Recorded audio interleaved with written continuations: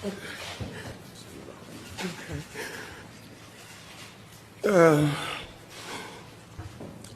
don't have a lot to say because I can't get my words together right now.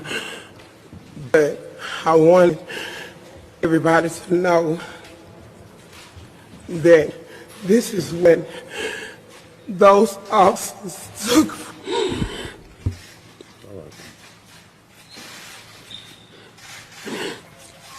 At the end of the day, they get to go home and be with their families.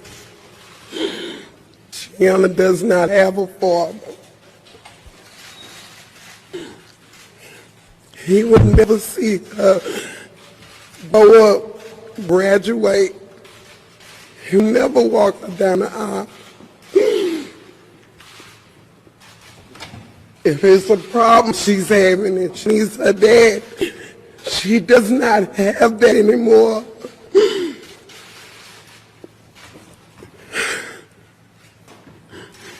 I'm here for my baby,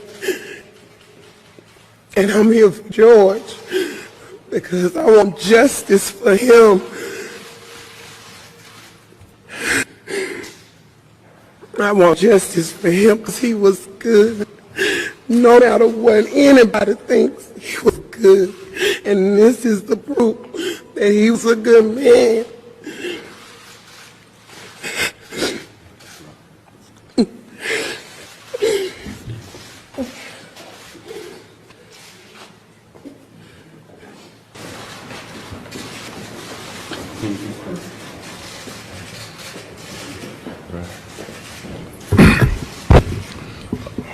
Good afternoon. My name is Justin Miller. I'm here today with my law partner, Chris Stewart. The name of our firm is Stewart Trial Attorneys. We're here today with Miss Roxy Washington, Stephen Jackson, Gigi Floyd, Gianna Floyd, who's George Floyd's daughter. On behalf of the family, we'd just like to say to America and to the world, thank you. Thank you for being present with us in the moment. Thank you for caring, and thank you for showing your support. This battle, this fight is not over, and today we just want to show the world that George Floyd is not just a name, not just a meme, and not just something to be chanted. George Floyd was a real person. He was a good person, and he had people that loved him. And so we're here today to show the world these are the people that loved him, especially this young lady here and this young lady here. And with that, I'm going to pass it to my law partner, Chris Stewart, and he'll say a few words.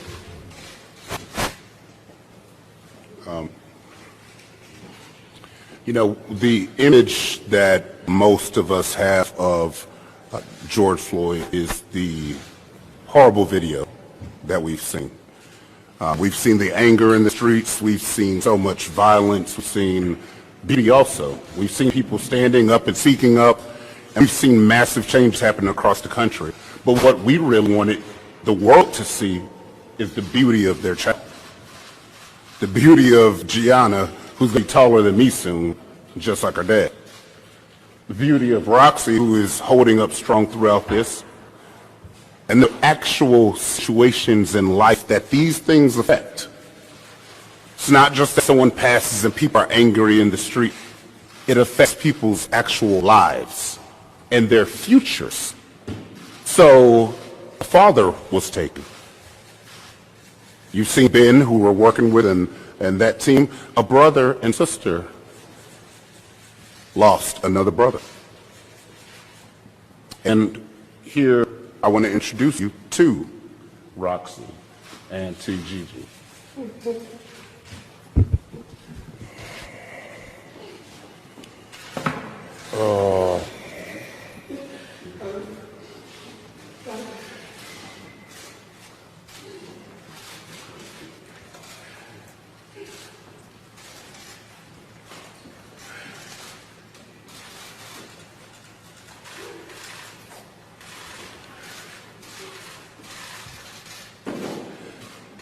It really don't make no sense. We all seen it. playing this day. Y'all in here with cameras for a reason, to record what's here so you can have it for later. So you can have proof of what happened today. Right? Am I right or wrong? So you can have footage of what happened today. Right? And when you post that footage on your news stations or whatever, you expect people to believe what you're posting and what you video is real, right? Am I right or wrong? Correct. Why is it not that simple when somebody's getting videoed, getting murdered? Why not that simple? Why do you have to see her pain? Why do we have to see a daughter getting raised without her father? But you know what?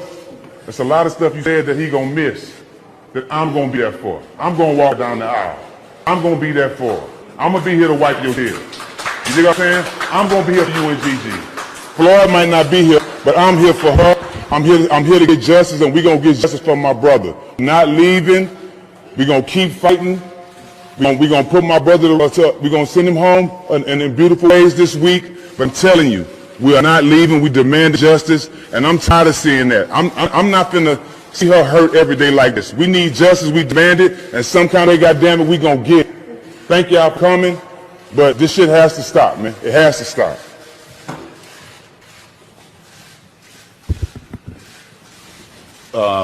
You know, we literally flew up here from Atlanta, where today the district attorney indicted 6 officers who were involved in beating those college students and tasering them. The district attorney, the mayor, and our chief of police took action in under a week, fired and indicted. But yet here we're still waiting for the arrest of the other officers. Why can't that be a blueprint of what should happen in these officer-involved situations? The pictures last forever. Justice never truly comes in this, and time again, we're fighting these cases. Everybody at home is wondering why riots are happening, why protesting is happening. It is because situations like this do not get addressed. No one is saying that every police officer out there is out to try and kill somebody. But when someone does do something, when someone crosses the line, they have to go through the system and be held accountable. How is that not fair? And it always happens to African Americans. And the end result is this.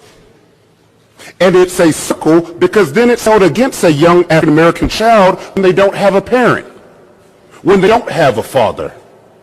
Now we're somehow less than equal because we're missing that dad. Well, this is going to be the reason that Gianna is missing that dad. Through no fault of her own, through no fault of his. So this has that cycle. And it has to. We plan on fighting until the end to make sure that that happens, even with new policies being instituted, with the investigation that was announced today. We hope to see further steps so that this never happens again. With that, we'll take a few questions.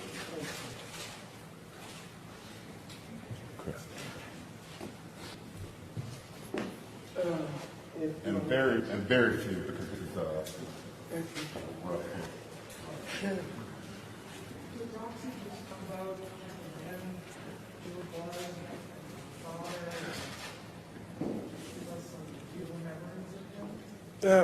He was a good man as a father.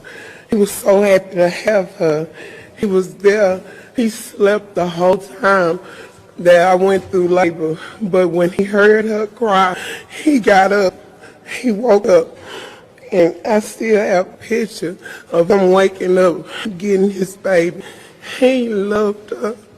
He loved her so much.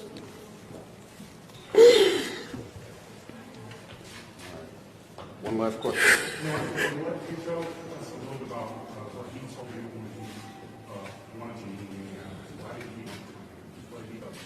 To work, to seek work, job opportunity.